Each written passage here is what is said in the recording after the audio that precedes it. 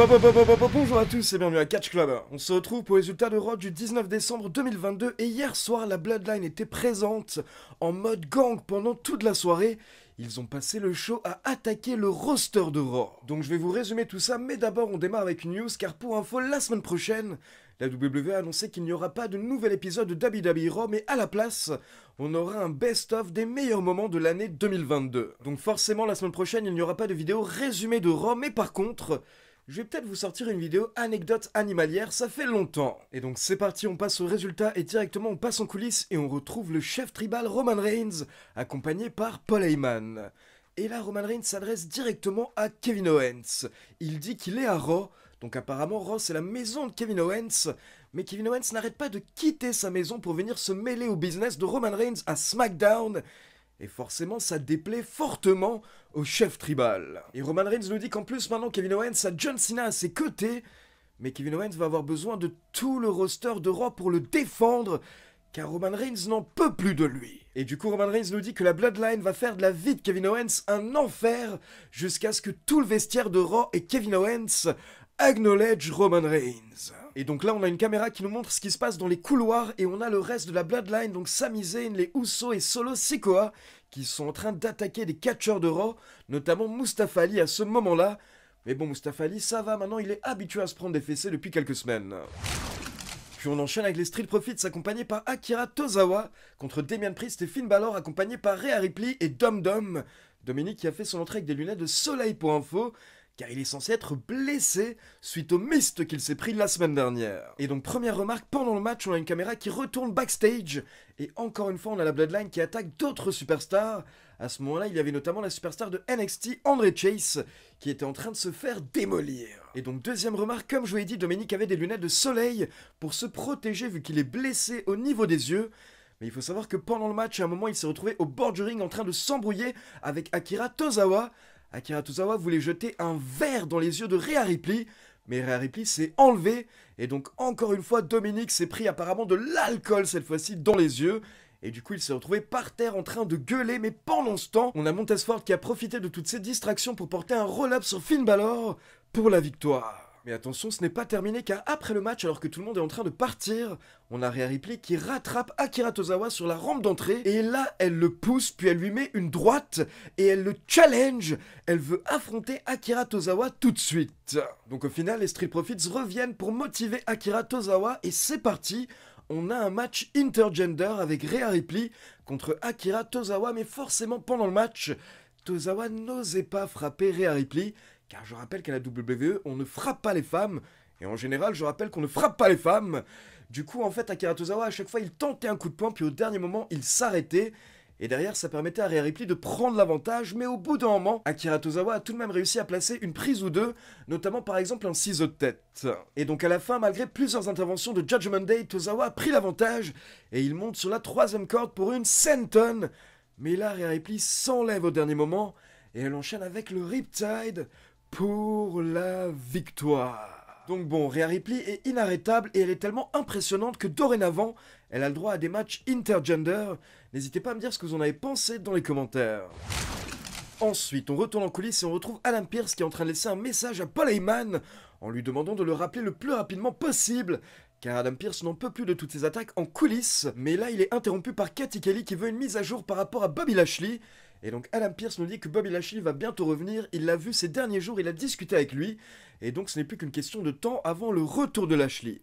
Car pour info, il faut savoir que la semaine dernière, Adam Pearce avait viré Lashley lors de Raw, mais ensuite, 1 ou 2 jours plus tard, sur les réseaux sociaux de la WWE, Adam Pearce a posté une vidéo où il explique qu'en fait il s'était emballé sous les émotions, et du coup, il a expliqué que Bobby Lashley n'est plus viré et qu'il va discuter avec lui pour préparer son retour. Et donc justement, à ce moment-là, on a MVP qui arrive et apparemment, il veut parler de Bobby Lashley avec Adam Pearce.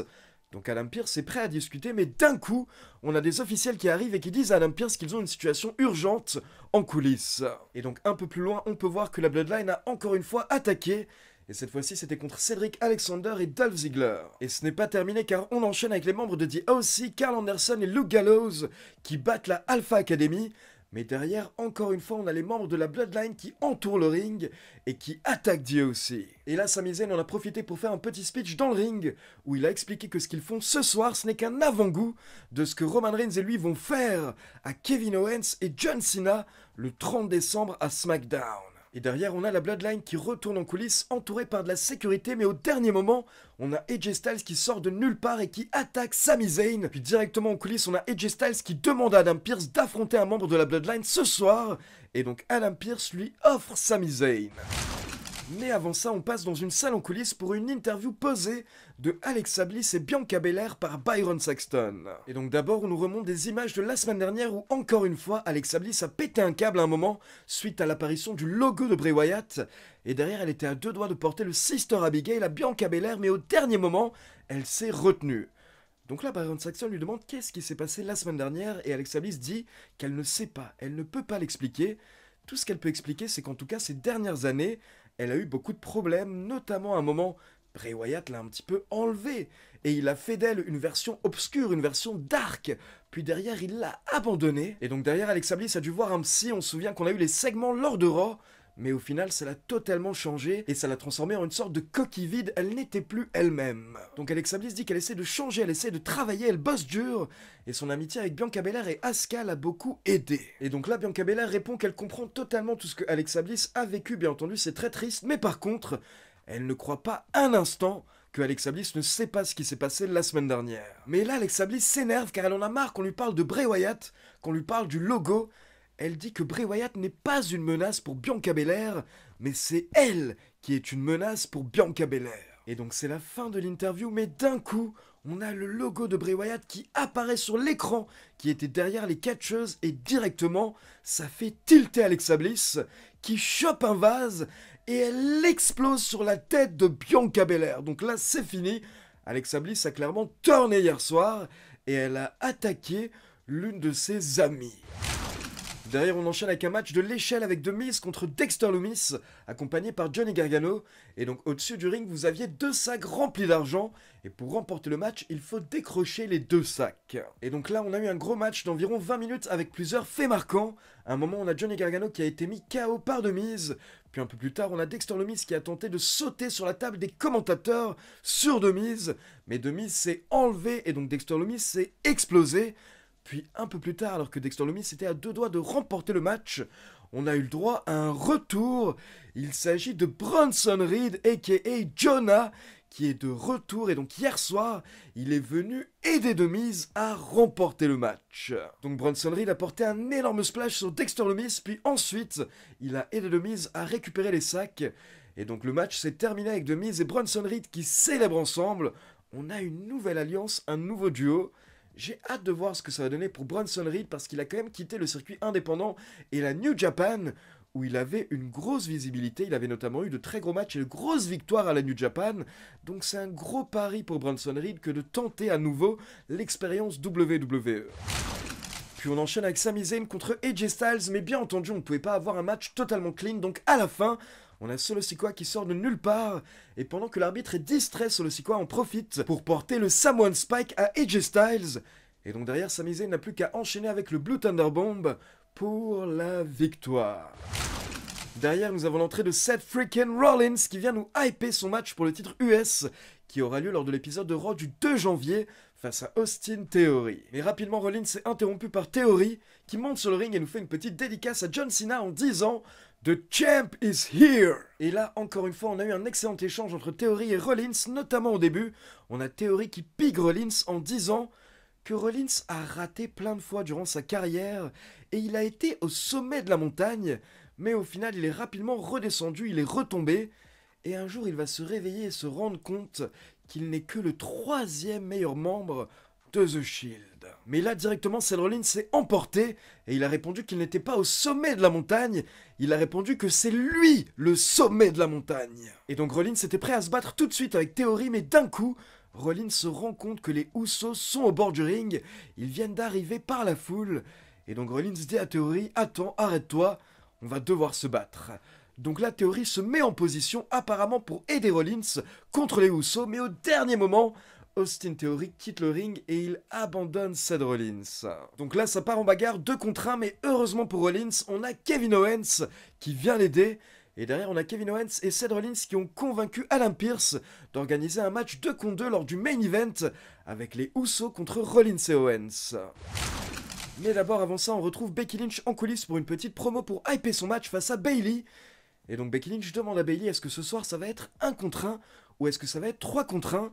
Donc est-ce que Bayley est courageuse ou pas? Donc on enchaîne avec Becky Lynch contre Bayley, accompagnée par Io Sky et Dakota Kai. Bayley n'est pas venue seule et à la fin, Io Sky et Dakota Kai ont tenté d'intervenir mais l'arbitre les a vus.